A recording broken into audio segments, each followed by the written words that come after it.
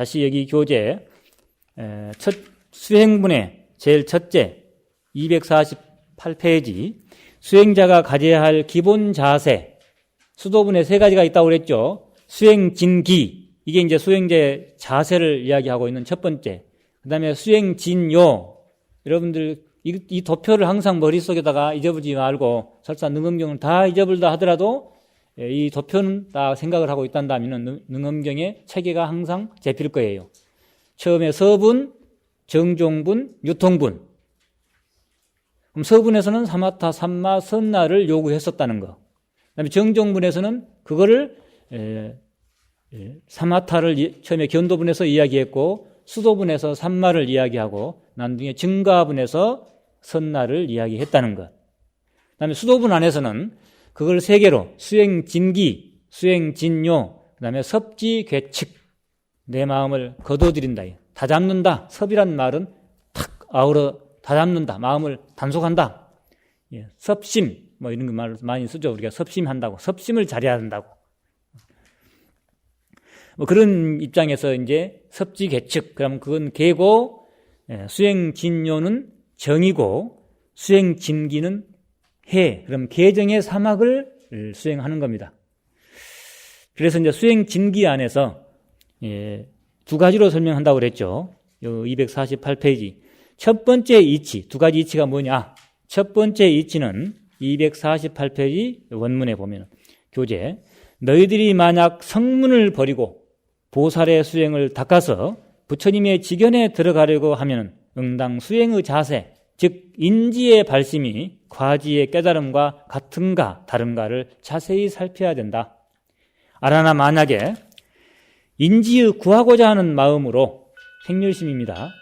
그런 생멸심으로 부처님의 불생불멸을 구하려고 한다면 이는 있을 수 없는 일이기 때문이다. 라고 해서 깨달음이나 수행을 욕심의 대상으로 삼아서는 안 된다는 것을 분명히 하셨다. 두 번째 이제 두 번째 넘어갑니다. 두 번째 이치는 너희들이 반드시 이렇게 구도심, 보리심입니다. 구도심을 발해서 저 보살의 수행에서 크게 용명을 내어 가지가지 유의상에서 이거는 세속상입니다. 유의상에서 벗어나고자 한다면 응당 그 실상에 대해서 즉 번뇌의 근본이 업의 근본이 그런 뜻도 되겠습니다. 업의 근본이 시작이 없는 옛날부터 그러니까 번뇌의 근본이 시작이 없는 옛날부터 업을 드러내고 생멸을 더해 가는데 누가 업을 짓고 누가 업을 받는지를 자세히 살펴야 된다. 이건 중론에서 이런 데 대해서 많이 논해 왔을 겁니다. 이거에 대한 내용을 여기서는 짤막하게 이러고 말았는데 원문을 좀 더 보겠습니다. 여러분들에게 도움이 되라고 그래서 유인물을 좀 만들어 봤습니다. 유인물 다시 이제 둘째 번이 나오죠. 이제 1번 끝나고 2번 둘째 이치는 너희들이 반드시 보리심을 발해서 저 보살의 수행에 크게 용명을 내어 결정코 여러 가지 가지가지 유의상에서 벗어나고자 한다면 응당 번뇌의 근본이 시작이 없는 옛날부터 업을 드러내고 생멸을 더하는데 누가 업을 짓고 누가 업을 받는지를 자세히 살펴야 한다. 여기는 조금 인용이 앞에서 교재에다 했는데 그 뒤로는 없는데 좀 더 덧붙였습니다. 아라나 내가 보리를 닦는데 만약 번뇌의 근본을 자세히 살피지 아니하면은 허망한 근진이 어느 곳에서 전도되는지를 알 수 없을 것이다. 전도된 곳을 아직 모르는데 어떻게 항복시켜 여러 지위를 취할 수 있겠는가? 아라나 너는 세간에서 매듭 푸는 사람을 살펴보아라. 매듭을 푸는 실매듭이죠. 노끈으로 매듭 묻어가 매듭이 맺힌 곳을 보지 않고 어떻게 그 푸는 방법을 알겠느냐? 그러나 허공이 누구에게 매듭이 깨트려졌다는 말은 일찍이 듣지 못했다. 왜냐하면 허공은 형상이 없어서 맺히고 풀림이 본래 없기 때문이다. 이거는 이제 허공은 열의장성에 자주 비유되고 있습니다. 곧 너의 눈앞에 안입이 설시의 이 6가지 몸과 마음이 도적의 앞잡이가 되어서 스스로 자기 집의 보배를 훔쳐갔던 것이고 이로 말미암아 시작이 없는 옛날부터 중생세계에 얽히기 때문에 삼계의 괴로움에서 벗어나지 못하는 것이다. 알아나 무엇을 중생세계라고 하느냐? 지금 업의 근본을 살피다 보니까 이제 넓혀갑니다. 세에는 천류가 있고, 세계라 할 때 세에는 시간적 천류가 있고, 계에는 방위가 있다. 내가 지금 동서남북과 동남서남, 동북서북과 상하로 계를 삼고 과거, 현재, 미래로 세를 삼아, 세계는 공간적, 시간적 의미를 다 포함하고 있죠. 과거, 현재, 미래로 세를 삼았으니 방위에는 10이 있고 천류에는 3이 있다. 그래서 3세, 10방, 시방 3세, 시방 3세, 제방 차례 이렇게 이러한 가운데 일체 중생이 허망한 것에 얽히어 서로 이루는데 일신 가운데에서 밝히고 옮겨가 세계가 서로 교섭된다는 것을 알아야 한다. 앞에서 개의 성품은 비록 시방으로 설명하였으나 정해진 위치로서 가히 분명한 것은 세간에서 다만 동서남북뿐이고 상하는 정해진 위치가 없으며 중간도 정해진 곳이 없다. 시방이 수만이 분명하여 세로 함께 서로 교섭되는데 3, 4, 4, 3이 완전히 곱해져서 12가 되고 흘러 변함이 3번 거듭하여 110백천이 되니 처음과 끝을 총괄하면 육군 가운데 각각 공덕이 1200이 있더라. 이걸 이제 숫자를 따서 보니까 우리 눈의 공덕이 얼마, 귀의 공덕이 1200. 1200이라는 숫자를 완전한 숫자로 이제 보고 말을 전개해 갑니다. 지금 여기서 이제 이근원통이 좋다는 것을 뿌리를 이제 근원을 조금 밝혀가는 거예요. 이근원통의 이제 설명의 한 부분입니다. 이제 알아나 너는 다시 이 가운데서 우열을 정하여 보아라. 눈은 보는 데 있어서 뒤는 어둡고 앞만 밝으니 앞방향은 완전하게 밝고 뒷방향은 완전하게 어두우며 왼쪽과 오른쪽은 옆으로 보는 것이기에 3분의 2만 보인다. 눈이 3분의 2만 보인가요? 그렇죠. 뒤에는 안 보이잖아요. 눈은 3분의 2만 보이니까 완벽하지가 못하죠. 이제 그 작용을 통틀어 논한다면 공덕이 완전하지 못하며 3분으로 공덕을 논한다면 1분이 공덕은 없다. 그러므로 눈은 오직 800공덕뿐이다. 1200을 완전한 수라고 할 때 800에 그친다. 눈으로 보는 것 가지고 판단할 수는 없다. 이게 귀는 두루 들어서 시방에 남김이 없다. 움직임으로 인하여 가깝고 먼 것이 있는 듯 하지만은 고요한 상태에서는 한계가 없으니 귀는 1200의 공덕이 원만하다는 것을 알아야 된다. 우리가 안입이 설신이 때문에 우리가 이 육군 때문에 중생이 되기도 하지만은 육군 노름 때문에 또 이 육군 때문에 깨닫기도 합니다. 그래서 육군에 끌려가느냐, 육군을 부리느냐에 따라서 길이 달라집니다. 여기서는 그 육군을 그래서 육군이 어떤 것인가를 잘 밝혀서 육군을 잘 부릴 수 있도록 또 그 가운데 육군 중에서도 수행을 하는데 더 용이한 것이 무엇인가를 밝혀내기 위해서 이렇게 귀는 어떤 것이고 눈은 어떤 것이고 이런 걸 이렇게 밝혀갑니다. 그래서 귀는 공덕 수행하는데 도움이 되는 측면에서 그 공덕이 원만하다. 그래서 이제 귀가 원만하기 때문에 이근원통 귀로 듣는 수행을 통해서 근본에 돌이킬 수 있는 힘이 강하다. 귀의 어떤 그 공덕이 좋다. 그 다음에 이제 귀는 그렇고 코는 코가 냄새 맡는 것은 출입식을 통하는 것이다. 출식이 있고 입식이 있어서 냄새를 맡으나 중간에 교체되는 동안에는 끊어지니 코에 대해서 증험해 보면은 셋으로 나눈 가운데 하나가 빠진다고 할 수 있다. 그러므로 코는 800공덕뿐이다. 혀는 말을 함에 있어 가지가지 세간과 출세간의 지혜를 다하게 되는데, 즉 언어에는 그 방법과 분량이 끝이 있으나 혀의 이치는 다함이 없으니 혀는 1200공덕이 원만하다고 할 수 있다. 몸은 접촉되는 것을 느껴서 거슬리고 수운함을 아는데, 그런데 합하였을 때는 알고 떨어지면 알지 못하니 떨어지면 몸 하나만 존재하기 때문이고 합하면 능소가 쌍으로 있기 때문이다. 이와 같은 신근으로서 증험해 보면은 세 가운데 하나가 빠졌으니 몸은 오직 800공덕뿐이다. 마음은 이 의는 안입이 설신 의할 때 의는 시방 3세 모든 세간과 출세간의 법을 묵묵히 포용하는 것인데 성인과 범부를 포용하지 않음이 없이 끝까지 다하였으니 마음은 1200공덕이 원만하다고 할 수 있다. 아르나 내가 지금 생사의 욕류를 욕심의 그 흐름을 거슬러 흐름의 근원으로 돌아가 생사 없는 곳에 이르고자 한다면 마땅히 이러한 등의 6가지로 수용하는 육수용근, 6가지 육군, 육수용근이 어느 것은 합하고 어느 것이 공덕이 많고 어느 것이 떨어지며 어느 것은 깊고 어느 것은 얕으며 어느 것이 원만하게 통하고 어느 것이 원만하게 통하지 못하는지를 증험해 알아야 한다. 만약 여기에서 원통의 근을 깨달아 시작이 없는 옛날부터 망을 모아 이루어진 업의 흐름을 거슬리고 원통을 얻는다면 원만하지 못했던 다른 근과 함께 하루와 무량겁으로 서로 배가하여 원륭하게 될 것이다. 이렇게 6가지 근 가운데 가장 좋은 근을 골라서 깨달음을 얻게 되면 다 통하게 된다. 이런 말입니다.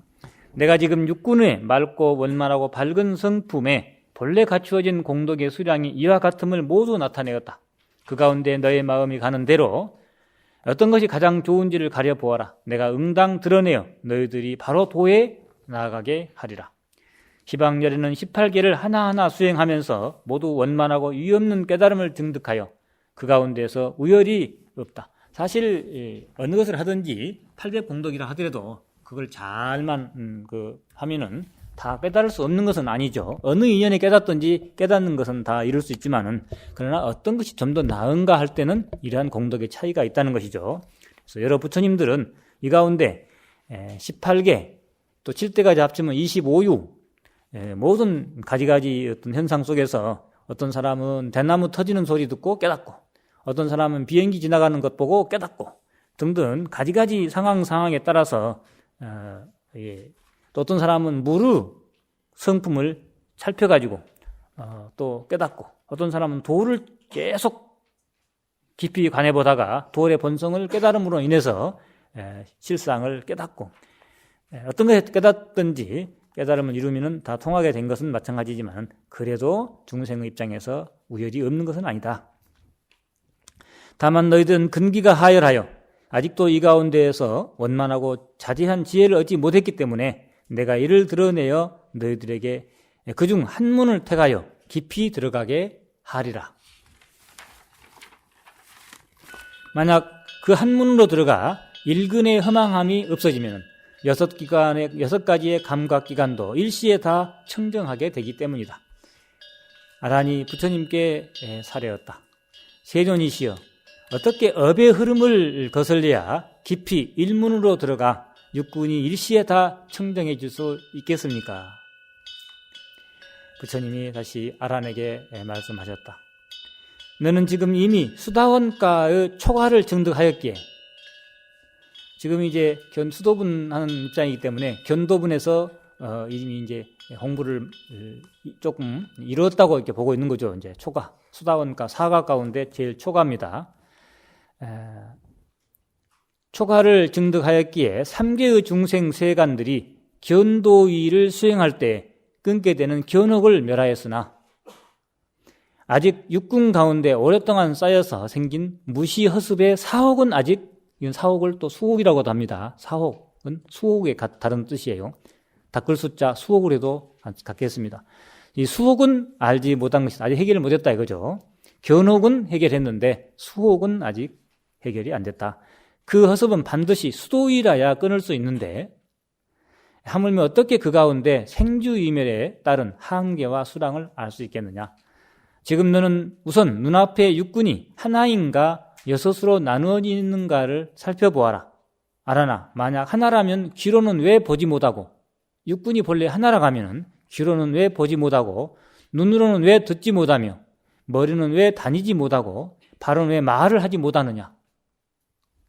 만약 육군이 결정권도 다시 6이라면 내가 지금 이 모임에서 너희들과 함께 미묘한 법문을 선양할 때 너의 육군 가운데 어느 것이 이를 받아들이고 있느냐?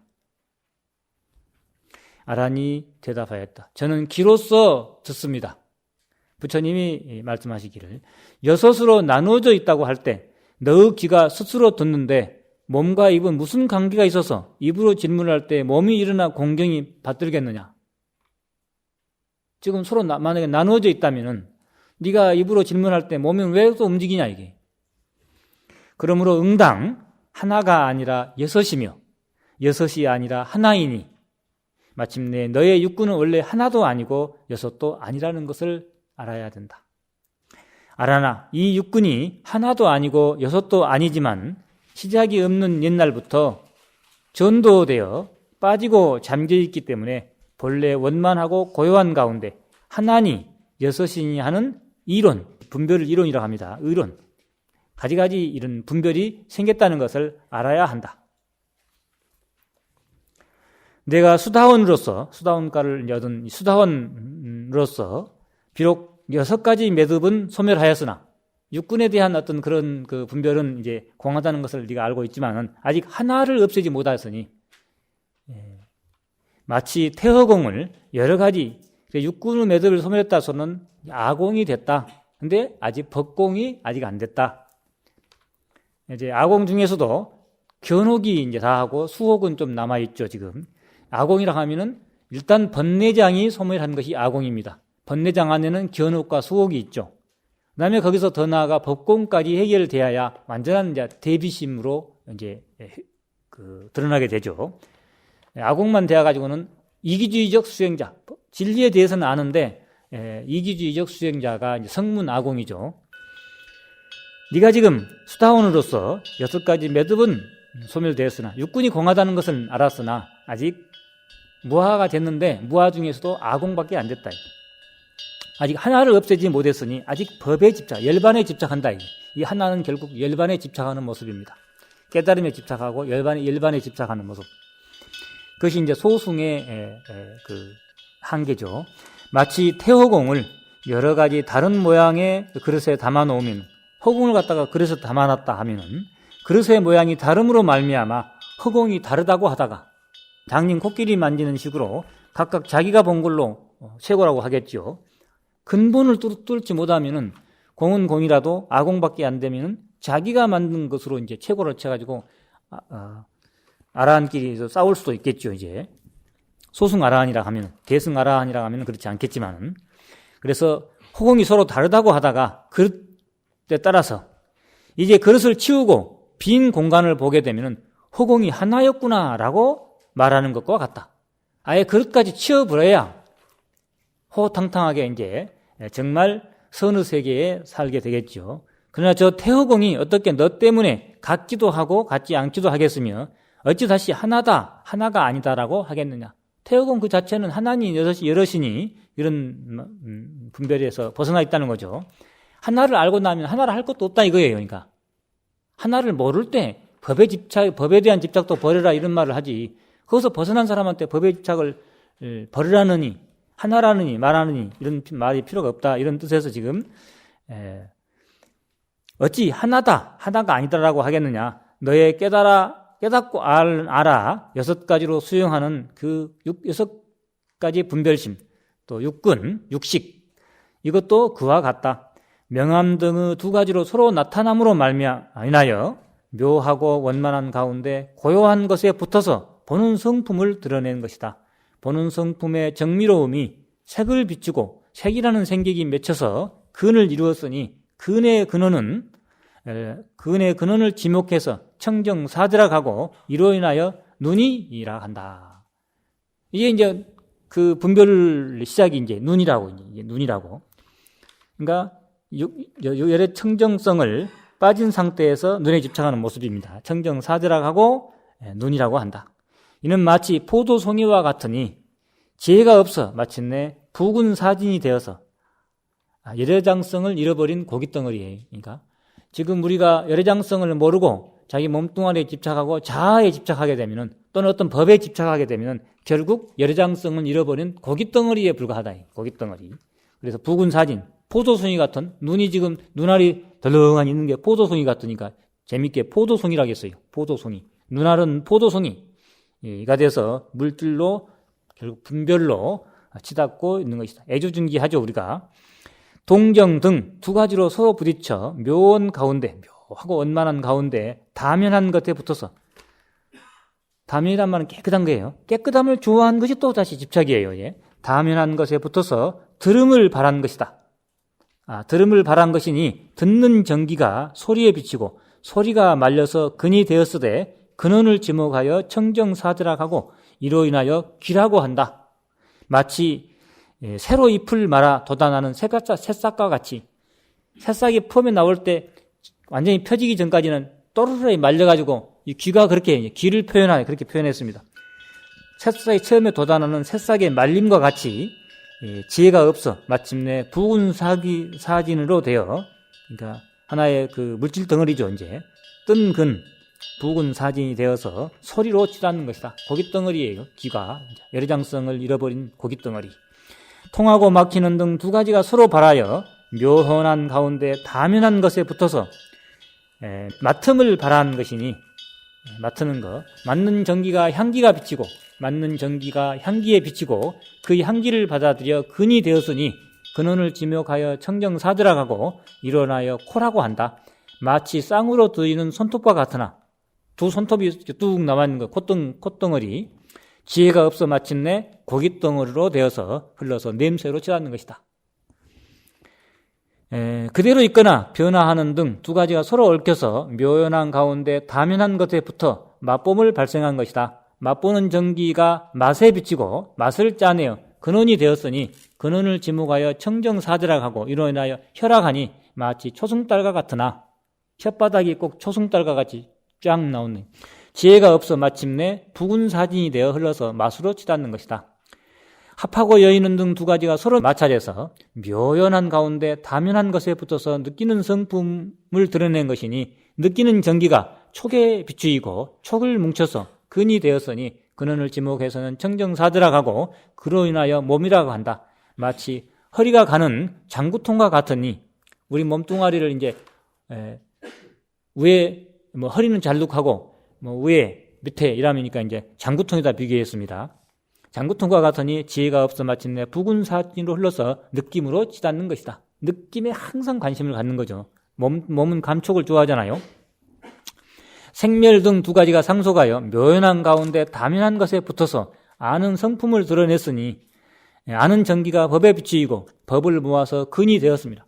근원은 청정사드락하고 이로 인하여 의지라 부른다. 마치 어두운 방에서 보는 것처럼 지혜가 없어 마침내 붉은 사진이 되어서 법으로 가지가지 어떤 의미 부여된 이런 고정관념, 이미지에 치닫는 것이다. 우리 안희비설 시인이가 지금 하고 있는 모습을 이렇게 설명해 놨습니다.